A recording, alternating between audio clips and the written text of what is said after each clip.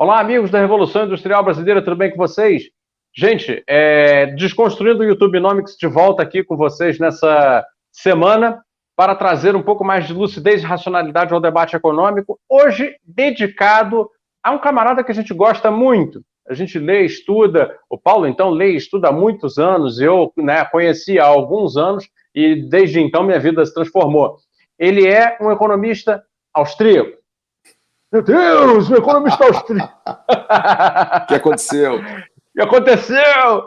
Não é o Von Mises, não é o pessoal da escola dos austríacos de circo, né, como chama o Nelson Barbosa. Não, esse austríaco é um austríaco legal, um austríaco que eu recomendo para você. O nome dele é Joseph Schumpeter. Ele é autor deste mega clássico, este tijolaço do conhecimento que está aqui, chamado Capitalismo, Socialismo e Democracia, entre outras obras. Não é? O Schumpeter é considerado, eu pelo menos considero ele como o pai do que a gente chama, hoje o Eric Reinert chama de novo cânone. Na verdade, eu entendo dessa maneira. Para mim, o Schumpeter está assim, no mesmo nível de Marx, no mesmo nível de Smith, ele é um baita pai do pensamento econômico. Basicamente, o Schumpeter argumenta que o motor da economia está fora dos fatores tradicionais de produção, ou pelo menos dos fatores tradicionalmente considerados, capital, trabalho, terras, etc.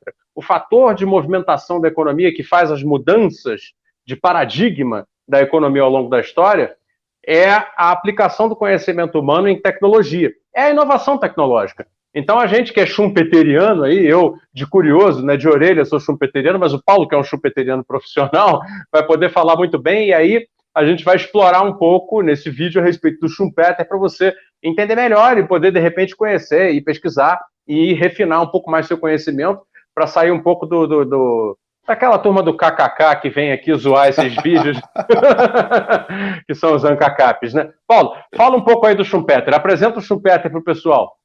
Boa, Fausto, é um prazer falar com você, com todo mundo. Vamos falar do austríaco que está certo, né? O austríaco correto, Schumpeter, né? O Schumpeter é o grande nome da inovação e o grande conceito dele é a destruição criativa, né? Ele teve uma sacada genial, inclusive de mostrar que a economia capitalista e o sistema de mercado ele anda por desequilíbrios, não por equilíbrios, né? Ele tem uma visão disruptiva. Talvez a gente possa dizer que ele tenha sido um dos grandes autores disruptivos, né, do pensamento econômico, ele mesmo, porque, né, ele colocou a disrupção no coração do sistema, né, ao destacar a importância das inovações, do crédito ligado às inovações, né, e das transformações que os empresários schumpeterianos fazem na economia. Ele deu destaque inclusive para essa ideia de desequilíbrio, né. Eu acho que a sacada mais genial dele é que a competição capitalista ela se dá a partir de uma busca de novos produtos, novos mercados e novos processos, né. Então, o empresário schumpeteriano ele é um cara que tenta, ele é disruptivo no sistema, no sentido de que ele está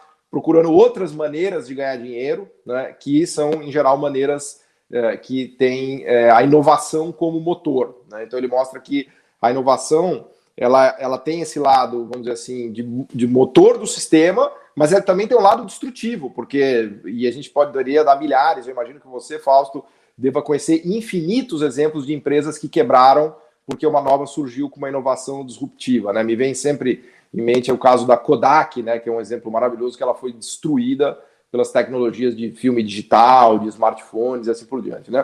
Mas uma coisa que eu acho muito legal do Schumpeter é que ele valoriza, obviamente, o sistema de mercado, porque o sistema de mercado que produz a criação destrutiva, né, e é daí que vem a beleza das inovações e, vamos dizer assim, o motor, né, e a produtividade do sistema. Mas ele não tem uma visão que endeusa o mercado, que é a visão dos outros austríacos. Então, o Hayek, assim, que é o cara que eu critico muito, mas eu vou te confessar um segredo aqui, Fausto, eu gosto do Hayek. O Hayek tem um lado, ele tem um lado que eu acho que, e obviamente que não é o pacote do Hayek, que eu odeio, mas ele tem um lado que ele diz que o mercado tem uma função epistemológica. Lembra da nossa conversa sobre praxeologia? Para o Hayek, o mercado ele tem uma função de descoberta, que eu acho muito interessante, né? A epistemologia entendida como uma ideia de teoria do conhecimento, de conhecimento de descoberta. Então ele fala, olha, a beleza do sistema de mercado é que ele nos ajuda a descobrir coisas. Então ele vai descobrir qual é o preço das coisas. Puxa, se tem muita gente que quer isso daqui e tem pouca gente produzindo, então isso daqui tem muito valor. Isso é quase que uma descoberta da sociedade, né? O sistema de preços relativos ele vai ajudando a sociedade a descobrir o que ela quer e descartar o que ela não quer. Tem um quê meio de darwinismo e tal, mas entendido como o mercado como uma ferramenta de descoberta, eu acho muito interessante essa perspectiva do Hayek, que o Hayek está ligado, obviamente, às ideias do Schumpeter, né? O que eu não gosto é a ideia de você colocar o mercado como aquela máquina que vai resolver tudo na sociedade, todas as esferas da vida, as questões de desigualdade, de educação, de saúde, né? Os austríacos, mais Elavon Mises e Hayek, eles têm uma visão meio que endeusador, eles endeusam o mercado, no sentido de que o mercado seria uma máquina perfeita e todas as decisões e os resultados de mercado são ótimos, porque o que se produz ali é o que melhor se pode fazer, né? Aliás, a brincadeira que se faz é até do Dr. Pangloss, né, que é um personagem lá do Voltaire, né, que ele dizia que tudo o que acontece é o que de melhor poderia ter acontecido, né? Então, se o cara morreu afogado lá no Rio Tejo, foi melhor porque ele ia morrer no terremoto, né? Então, quando você tem uma visão panglossiana, né, a visão austríaca é uma visão panglossiana, né?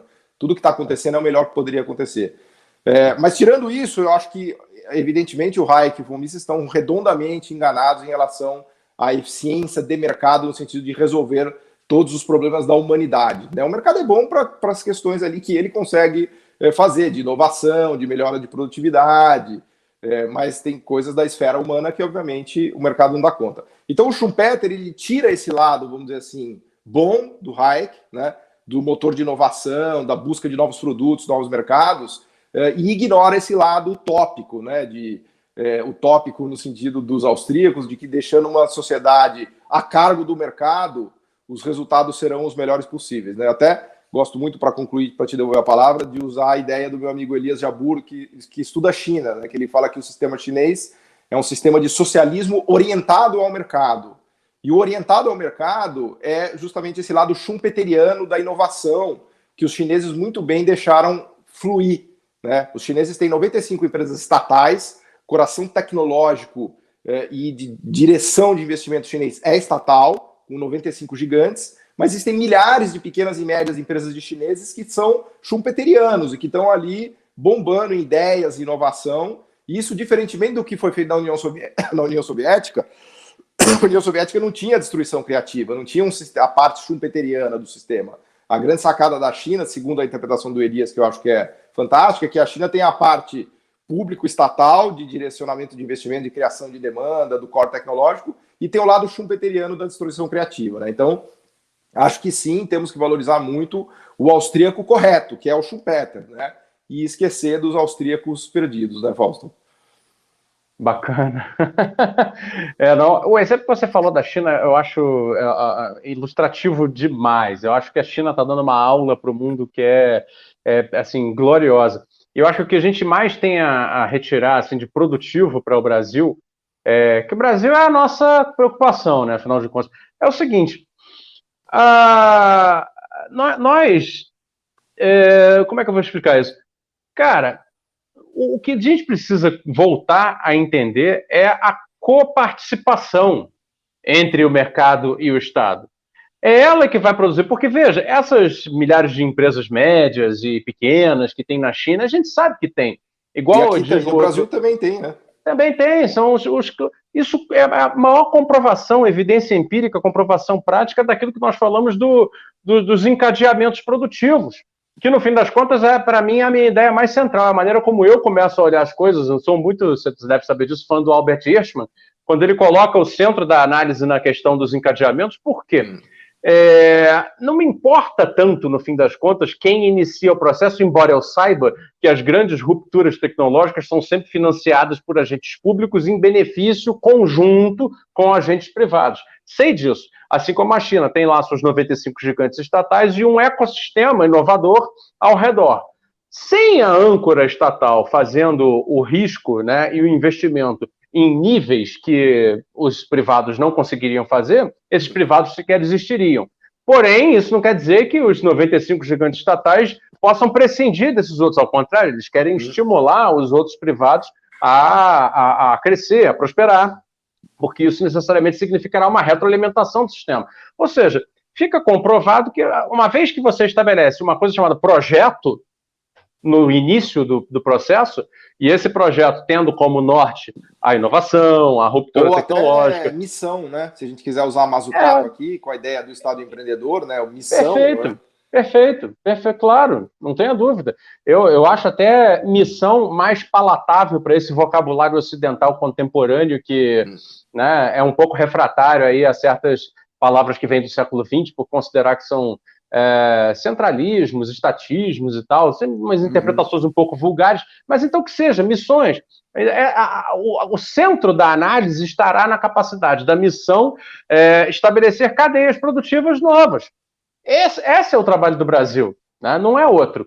E isso se faz a partir de um Estado que consegue empreender, ao mesmo tempo que regula, e deixa, porque ele tem que deixar também, surgir os atores privados no ecossistema de inovação. Pô, o cluster de São José dos Campos, que é talvez o nosso grande exemplo de sucesso, ele é isso.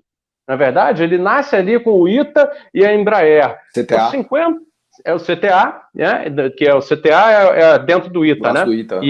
E a Força Aérea demandando da Embraer. Então, aquilo nasce em São José dos Campos no final dos anos 60, e hoje é um cluster que envolve dezenas de empresas. Eu mesmo já entrevistei uma, que era uma empresa júnior, lá da UNB, fazendo engenharia de drone. Você sabe que o Correio Aéreo brasileiro foi o que impulsionou a Embraer, né? O Correio Aéreo, demanda do governo, do Estado, de levar cartas no Brasil inteiro, impulsionou o Tucaninho, né? Eu já ouvi essa parte da história também, que foi o primeiro avião que foi a realização da Embraer, junto na época do Ipanema, eu não sei exatamente quais foram os primeiros, mas o Ipanema, o Tucano, e alguns outros modelos daqueles pequenos aviões foram os primeiros a sair do chão pela Embraer. Mas o fato é o seguinte, hoje você tem empresas como a Zenith Aerospace, que eu entrevistei, convivendo no cluster de São José dos Campos, junto com a AKR, que é a empresa brasileira que consegue, e a Avibraz, fazendo até tecnologia de míssil, não é verdade? Ou seja, é óbvio que se nós estamos falando de rupturas tecnológicas, de avanço de paradigma técnico-econômico, isso não acontecerá sem um capitalismo orientado, como é que você chama? Um socialismo orientado ao mercado. Socialismo orientado ao mercado é a China, né? No caso da China, né? Pois é. E que aqui a gente poderia batizar de outro nome, mas no fundo é a mesma coisa. Quer dizer, nosso vocabulário brasileiro sempre chamou isso de planejamento. Né? É verdade, Fausto. Só para destacar, foi muito bem sacada essa coisa aí que você falou dos projetos e da missão, porque e é uma coisa que me caiu a ficha há uns dias atrás até, que a grande ideia da Mariana Mazzucato foi criar um livro, né, que ela chamou de Estado Empreendedor. E qual é a brincadeira? É de você juntar o planejamento estatal, que seria uma visão mais keynesiana, com a ideia do empreendedorismo do Schumpeter, mas colocar junto isso, né? Essa que foi a genialidade dela, de mostrar que o Estado tem um papel de empreendimento chave, né? Como, aliás, tem todos esses exemplos que você estava dando. Até queria aproveitar para fazer uma propaganda rápida do Missão Desenvolvimento, que é um podcast que o pessoal do BNDES me convidou para fazer. Vou até te mandar o link, acho que eu não te mandei ainda, nem te contei dessa história. E a gente tem entrevistado todos os atores principais das grandes missões de sucesso do Brasil. Quais são as grandes missões de sucesso? A Embraer foi uma grande missão, a descoberta do pré-sal foi uma grande missão, a nossa capacidade de fazer vacinas hoje foi uma grande missão, a energia e os parques eólicos do Nordeste foi uma grande missão, a Embrapa foi uma missão fantástica que o Brasil fez para conquistar o Centro-Oeste, o Cerrado. Em cada um desses programas do podcast, eu vou te mandar o link depois para você dar uma olhada e a gente deixa aqui no vídeo para quem quiser ver, fica claríssimo tudo isso que você falou. O Estado liderando, colocando as demandas e tal, e esse cluster de iniciativa privada, de empresas, de empreendedores, levando adiante todo esse projeto, né? Então, na verdade, a Mariana Mazzucato se inspirou muito no Brasil, Fausto, por incrível que pareça. Ela se inspirou muito no BNDES, nos projetos que o próprio Brasil teve sucesso. É que a nossa autoestima está tão na lama, né, que a gente esquece, né, das missões que a gente já teve de sucesso, né? Pois é. Recentemente no programa com o Nassif eu entrevistei o Glauco Arbix, junto com o Sérgio Léo, com o Nassif e com o seu colega Gabriel, e, nossa, ele contou cada caso do Arco da Velha, assim. Depois eu até vou deixar o link também desse vídeo lá da TV GGN. Putz, como presidente da FINEP, assim, as coisas que eles conseguiram fazer e as que não conseguiram fazer também ensinam muito, muito sensacional. Mas legal, Paulo, obrigado aí mais uma. E se você falar mais alguma coisa também, fica à vontade. Não sei se tem mais alguma colocação a fazer. Não, ficamos aqui com o nosso austríaco correto e descartamos os austríacos equivocados. É isso aí. Escolha melhor o seu austríaco quando você for discutir economia na internet. Boa, boa. Né? Tá na hora de deixar esse circo dos austríacos para lá e para os austríacos corretos. Tá bom. Pessoal, obrigado. Assina a Revolução Industrial Brasileira no YouTube, canal do professor Paulo Gala também no YouTube. Vamos fazer esse debate crescer. Até uma próxima no Desconstruindo o YouTube Nome.